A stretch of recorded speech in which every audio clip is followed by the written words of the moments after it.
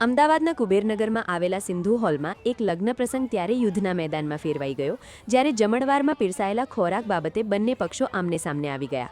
આ કોઈ મોટી અદાવત નહોતી, પણ માત્ર એટલી વાત હતી કે બિરયાનીના બદલે પુલાવ કેમ બનાવ્યો. આ સામાન્ય વાતમાં જોતજોતામાં લોખંડના ઝારા, તાવેતા અને તીક્ષ્ણ છરીઓ ઉછળ્યા હતા.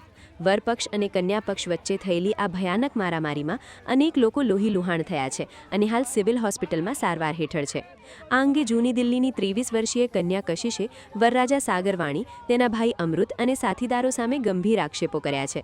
કશિશના જણાવ્યા મુજબ 11મીની રાત્રે પુલાવ બરાબર ન હોવા બાબતે થયેલી બોલાચાલી બાદ મોડી રાત્રે 1 વાગે વરપક્ષના લોકોએ આવીને તેના પિતા અને કાકી પર છરી વડે હુમલો કર્યો હતો. આ મારામારીમાં કન્યાનું સોનાનું મંગળસૂત્ર અને વીંટી પણ ક્યાંક ખોવાઈ ગયા છે. કન્યાએ તેના ભાવિ પતિ અને સાસરિયાઓ સામે મેઘાણીનગર પોલીસ સ્ટેશનમાં ફરિયાદ નોંધાવી છે.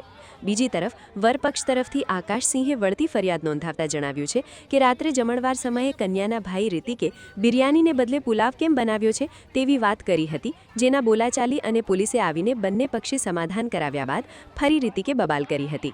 આકાશસિંહે આક્ષેપ કર્યો છે કે કન્યાના પિતા અને ભાઈએ લોખંડના મોટા ઝારા અને તાવેતા વડે હુમલો કરતા તેમના પક્ષના અનેક લોકોના માથા ફાટી ગયા છે. મેઘાણીનગર પોલીસે હાલ બંને પક્ષોની સામસામી ફરિયાદ નોંધી 2 લોકોની ધરપકડ કરી છે અને સીસીટીવી ફૂટેજના આધારે વધુ તપાસ હાથ ધરી છે.